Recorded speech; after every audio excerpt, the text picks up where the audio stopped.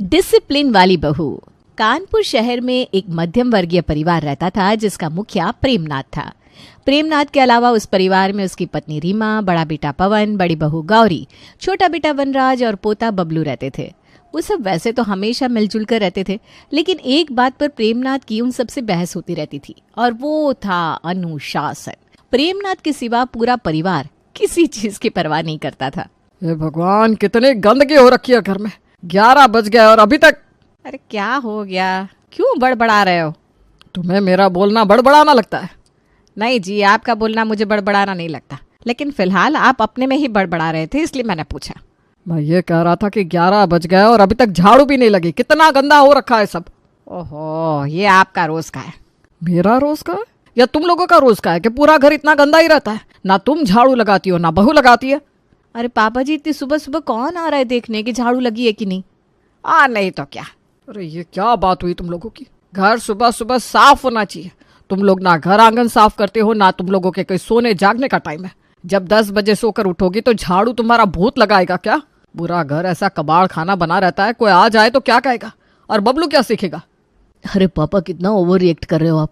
हाँ, मैं तो ओवर रिएक्ट ही कर रहा हूँ। तुम लोग तो महान हो, जो कोई अनुशासन ही नहीं है तुम लोगों में। ये बोलकर प्रेमनाथ गुस्से में अपने कमरे में चला गया, लेकिन उन लोगों को कोई फर्क नहीं पड़ा। अगले दिन दोपहर का समय था। बबलू स्कूल से घर लौटा और आते ही घर में शोर मच गया। उसने अपना स्कूल बैग दरवाजे के पास ही पटक दिया, जूते दरवाजे के बाहर उतार कर फेंक दिए, मोजे सोफे के पास और स्कूल की यूनिफॉर्म चारों तरफ फैला दी। फिर जोर से चिल्लाया, मम्मी मम्मी मुझे भूख लगी है, मम्मी मुझे बहुत तेज भूख लगी है, खाना दो। प्रेमनाथ, जो बबलू की हरकतें देख रहे थे, तुरंत गुस्से में उठ खड़े हुए। बबलू, ये क्या तरीका है? सामान एक जगह नहीं रख सकते? तुम्हारा बैग वहाँ, जूते यहाँ, मोजे यहाँ। क्या घर को कचरे का डिब्बा बना रखा है? दादाजी रहने दीजिए ना, मम्मी बाद में उठा लेगी। अभी मुझे खाना चाहिए, भूख लगी है। ये क्या बात हुई? हर चीज की एक जगह होती है। पहले सामान उठाओ, अपनी जगह पर रखो, फिर खाना मिलेगा। अनुशासन में रहना सीखो। अनुशासन? ये कौन सी चिड़िया है? अनुशासन मतलब डिसिप्लिन। बदतमीज कहीं का, उल्टे जवाब देता है। बबलू गुस्से में चिल्लाते हुए रोने लगा। तभी गौरी वहां आ गई। अरे पापा जी, इतना नाराज क्यों हो रहे हैं? बच्चा है, सीख जाएगा। भूखा है बेचारा, पहले उसे खाना तो खाने दीजिए। गौरी, तुम समझती क्यों नहीं? अगर बच्चे को अभी अनुशासन नहीं सिखाया तो बड़ा होकर इसकी ये आदतें और खराब हो जाएंगी। तुम लोग खुद भी किसी नियम में नहीं रहते और बच्चों को भी यही सिखा रहे हो। पापा जी रहने दीजिए ना, आपको हर चीज में अनुशासन चाहिए। हम जैसे हैं खुश हैं, आपको क्यों इतनी चिंता हो रही है?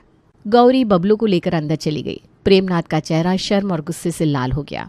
जब माँ बाप खुद लापरवाह है तो बच्चे अनुशासन कैसे सीखेंगे? अरे आप आराम करो ना, क्यों इतनी टेंशन लेते रहते हो? उसी शाम नरेश चंद्र, प्रेमनाथ के पुराने दोस्त, घर आए। प्रेमनाथ ने गर्मजोशी से उनका स्वागत किया, लेकिन जैसे ही नरेश चंद्र सोफे पर बैठने लगे, उन्होंने देखा कि वहां वनराज के गीले कपड़े और तौलिया बिखरा पड़ा है। अरे प्रेमनाथ, ये क्या? सोफे पर तो कपड़े बिखरे पड़े हैं। अरे नरेश, सॉरी यार, मैं अभी हटवाता हूँ। वनराज ने ये सब फैला रखा है, मैं उसे ही बुलाता हूँ। प्रेमनाथ ने आवाज लगाई, लेकिन वनराज घर पर नहीं था। वनराज घर पर नहीं है, रुको मैं हटा देती हूँ। रीमा ने आकर कपड़े उठाए और कोने में पटक दिए। अरे नरेश जी, आप बैठिए, ये सब रोज का है, हम ऐसे ही रहते हैं। हे भगवान, ये लोग कब सुधरेंगे? इन लोगों ने तो मुझे शर्मिंदा कर रखा है। आप ही कोई चमत्कार कर दीजिए जिससे ये लोग सुधर जाएं। कुछ समय यूं ही गुजरता गया। घर का माहौल हमेशा की तरह बिखरा और लापरवाह था। प्रेमनाथ सब कुछ देखकर परेशान तो होता था, लेकिन उसने अब बोलना छोड़ दिया था, मानो उसने हालात से समझौता कर लिया था। तभी घर में खुशी की खबर आई। वनराज की शादी तय हो गई थी। घर में रौनक छा गई। रीमा और गौरी ने खरीदारी शुरू कर दी। बबलू उधम मचा रहा था और प्रेमनाथ इस बार बिना शिकायत किए हर तैयारियों में हाथ बटा रहे थे। मेरी तो भगवान से बस यही प्रार्थना है कि मेरी छोटी बहू थोड़ा अनुशासन रखने वाली हो। बिल्ली को सपने में छिछड़े ही दिखते हैं। क्या बोले? कुछ नहीं। शादी का दिन आ गया। घर दुल्हन की तरह सजा हुआ था। बारात धूमधाम से रवाना हुई और पूरी रस्मों के साथ वनराज की शादी सानिया से हो गई। सानिया जब पहली बार घर में दुल्हन बनकर आई तो रीमा ने आरती की थाल लेकर दरवाजे पर खड़े होकर उसका स्वागत किया। आओ आओ बहू, अब इस घर को अपने प्यार से और रोशन कर देना। वैसे भी ये घर तुम जैसे किसी का इंतजार कर रहा था। सासू माँ, ये प्यार की बातें ना पहले ही कर लो, बाद में तो वही पुराने ताने सुनने को मिलेंगे। अरे अब ताने सुनाने का वक्त नहीं है, हमारी बहू घर में आ गई है, अब तो हमारा घर और चमकेगा। और ताने वाने तो सास बहू के रिश्ते की डोर है, क्यों? सानिया ने मुस्कुराते हुए घर में कदम रखा। प्रेमनाथ ने उसे आशीर्वाद दिया और धीरे से कहा, बेटा इस घर को अपना ही घर समझो और हाँ जो सही लगे वो करना।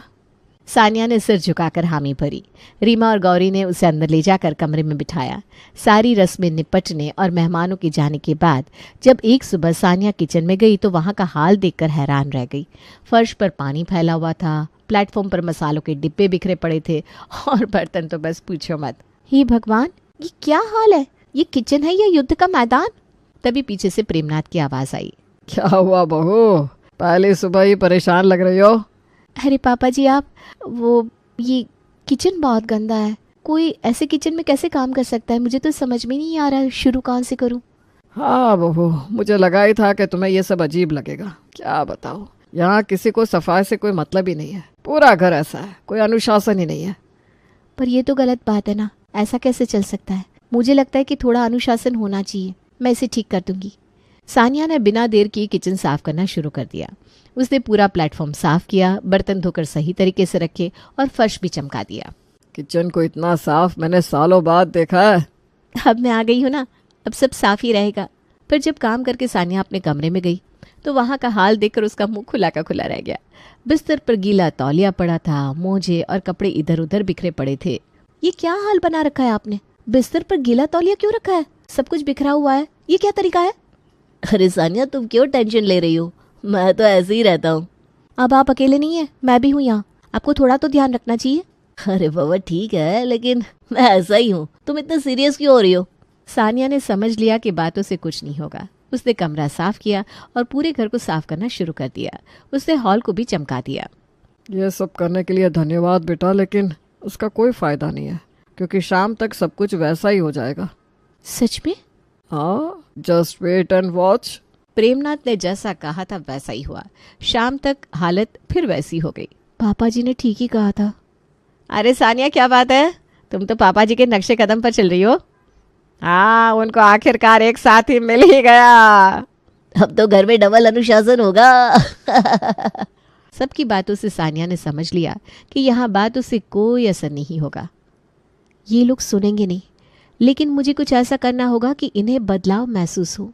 सानिया ने एक योजना बनाई और वनराज से कहा, सुनिए, चलिए ना मेरी सहेली के घर चलते हैं, थोड़ा फ्रेश हो जाएंगी। ठीक है, तुम कहो तो चल ही लेते हैं। वैसे भी तुम पहली बार कह रही हो, मना कैसे कर सकता हूँ। सानिया और वनराज सानिया की सहेली मोहिनी के घर पहुंचे। मोहिनी ने दोनों का दिल खोलकर स्वागत किया। अरे वाह सानिया, तू तो शादी के बाद पहली बार आई है। चलो, आज हमारे घर रौनक आ गई। वनराज जी, आप तो घर के दामाद हुए, हमारे लिए तो खास मेहमान है। आइए आइए, अंदर आइए। अरे जीजा जी बोलो, दामाद बोलकर क्यों बड़ी बन रही हो? सॉरी। सानिया और वनराज मोहिनी के घर के अंदर गए। मोहिनी का घर इतना साफ सुथरा और ऑर्गेनाइज्ड था कि वनराज कुछ पल के लिए हैरान रह गया। फर्श इतना चमकदार था कि उसमें हर चीज का रिफ्लेक्शन नजर आ रहा था। दीवारों पर लगी पेंटिंग्स, सजी धजी अलमारी और गुलाब के फूलों से सजा लिविंग रूम किसी महल से कम नहीं लग रहा था। अरे ये घर है या कोई होटल का सूट? वाह मोहिनी जी, आपका घर तो कमाल का है। धन्यवाद वनराज जी, पर ये सब मेरी आदत है। घर में साफ सफाई रखना और हर चीज़ का अपनी जगह पर होना मेरी प्रायोरिटी है। वैसे भी घर इंसान की पर्सनालिटी को दिखाता है। अच्छा, आप बैठिए, मैं नाश्ता लाती हूँ। मोहिनी ने चाय और नाश्ता लाकर टेबल पर रखा। प्लेटों में सजा नाश्ता ऐसा लग रहा था जैसे किसी 5 स्टार होटल में परोसा गया हो। वाह मोहिनी, तेरा घर और तेरा नाश्ता दोनों एकदम परफेक्ट है। तू बस तारीफ कर रही है या सच में खुश है? अरे सच कह रही हूँ। मुझे तुझसे साफ सफाई की कुछ टिप्स भी लेने होंगे। नाश्ते के बाद दोनों मोहिनी से विदा लेकर घर की ओर रवाना हुए। रास्ते में सानिया ने मुस्कुराते हुए वनराज से पूछा, तो कैसा लगा मोहिनी का घर? बहुत अच्छा लगा, हर चीज अपनी जगह पर थी। सब कुछ इतना सजा सवरा कि मन को सुकून दे। हमारा घर तो इससे बिल्कुल उल्टा है। सही कहा, लेकिन असल में हमारा घर भी ऐसा ही है। फर्क बस इतना है कि हमारा घर गंदा रहता है और हर चीज इधर उधर पड़ी रहती है। अब सोचो, अगर मेरी सहेली हमारे घर आए और ये सब देखे तो उसे कैसा लगेगा? सानिया की बात वनराज के दिल पर लगी। उसने सिर झुकाकर कहा, तुम सही कह रही हो। अब से मैं कुछ भी इधर उधर नहीं फेंकूंगा, हर चीज अपनी जगह पर रखूंगा। ये सुनकर सानिया ने राहत की सांस ली। उसे विश्वास था कि बदलाव की शुरुआत हो चुकी है। अगले दिन जब सानिया किचन में काम खत्म करके अपने कमरे में गई तो उसने देखा कमरा एकदम साफ था।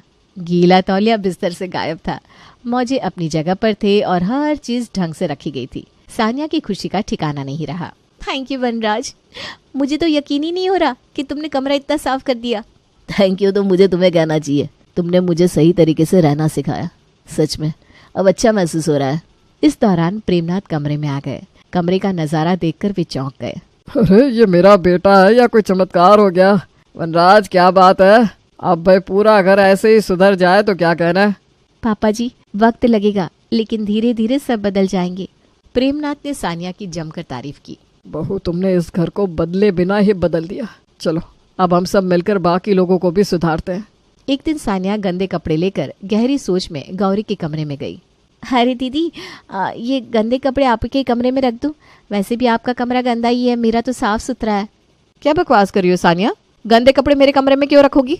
दीदी गंदे कपड़े तो गंदी जगह पर ही रखने चाहिए ना। आपका कमरा देखो, मेरा कमरा देखो, अब बताइए कहाँ रखूं?